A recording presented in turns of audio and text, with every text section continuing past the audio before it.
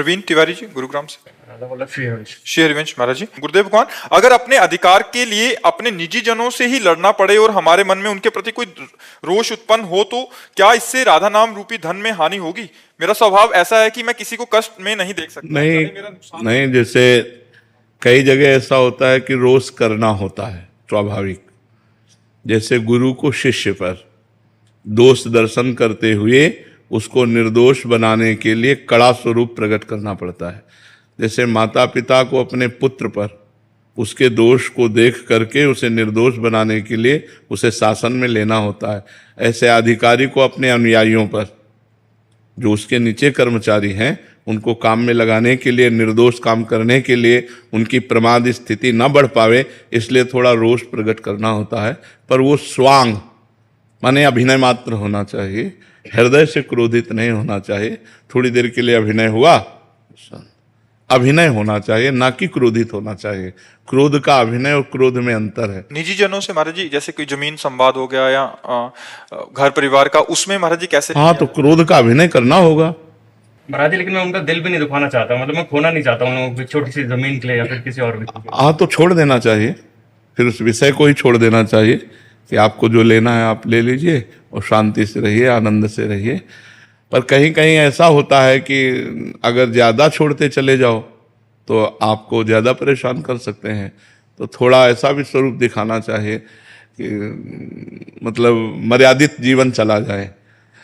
ज़्यादा दया भी ठीक नहीं होती और ज़्यादा कठोरता भी नहीं ठीक होती, तो उचित कठोरता के साथ दया का प्रयोग करें तो अच्छा रहता है।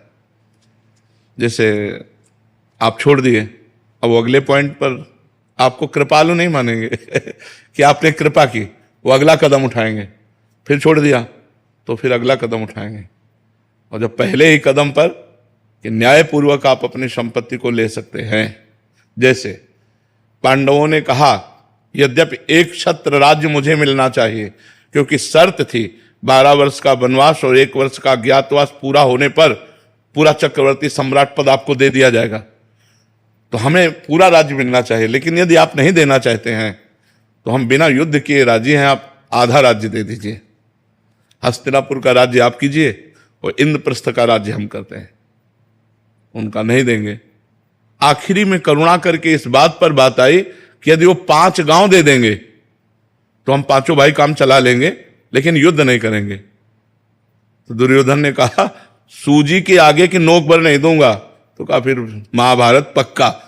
तो भगवान संधि कराने गए थे, लेकिन भगवान की भी बात नहीं मानी। तो जब ऐसी जहां मूर्खता हो वहां फिर ज्यादा दया नहीं दिखानी चाहिए। नहीं, आपका भी परिवार है तो फिर परेशानी आ जाएगी। एक मर्यादा तक है, खाओ पियो आनंद से रहो, परिवार के हो या निजी जन हो। इसके बाद मर्यादा से अगर अतिक्रमण, तो फिर ऐसा भी होना चाहिए कि अगर हम बहुत सीधे बन जाएंगे तो बहुत हानि होती है। एक बार एक गांव में सांप बहुत परेशान किए हुए था, कोबरा। नारद जी निकले तो लोगों ने प्रार्थना की। तो नारद जी तो सर्वज्ञ हैं, सब भाषाओं का ज्ञान है। उन्होंने सांप से कहा आज के बाद इस गांव के किसी भी व्यक्ति को काटोगे नहीं। आज्ञा मान ली नारद जी की। तो 2 दिन बाद लौट के आए तो सांप घायल पड़ा था। तो उनका अरे तुम्हारी ये दशा कैसे हुई? बोले आपने करवाई। बोले क्यों? बोले आपने कहा काटना नहीं, तो जो आया ईंटा मार के चला जाता है। बोले फुसकारने को थोड़ी मना किया था, काटो मती, फुसकार मारो लंबी। तो बस काटो मती, फुसकार मारो फुसकार नहीं मारोगे तो तुम्हें घायल कर देंगे लोग।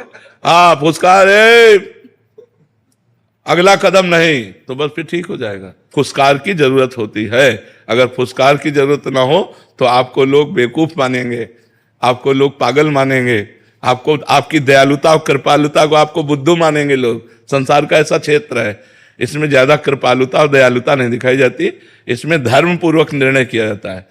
हाँ, कहीं ऐसे ठीक है आप ले जाओ, खाओ पियो, लेकिन अगला कदम अगर उनका बढ़े तो फिर उसका विरोध होना चाहिए, क्योंकि परिवार है। अगर ऐसे होगा तो बहुत ही विचित्र है। वो चाहते हमारा विरोध करो, तो जो ऐसे चाहने वाली क्रिया करे तो फिर उनको फुसकार वाली वही नारद जी वाली बात दिखा देनी चाहिए कि फुसकार करना चाहिए, अंदर से क्रोध नहीं करना चाहिए। देखो भगवान ने बचाने की कोशिश की कि दोनों भाइयों में युद्ध ना हो, दोनों भाई ही तो हैं, पांडु और धृतराष्ट्र के ही तो पुत्र हैं, तो बिल्कुल एक घर ही तो है, लेकिन फिर विनाश हुआ, पूरे कौरवों का विनाश हुआ। तो अगर हमें जरूरत पड़े तो दया करना चाहिए और जरूरत पड़े तो कठोरता भी करनी चाहिए।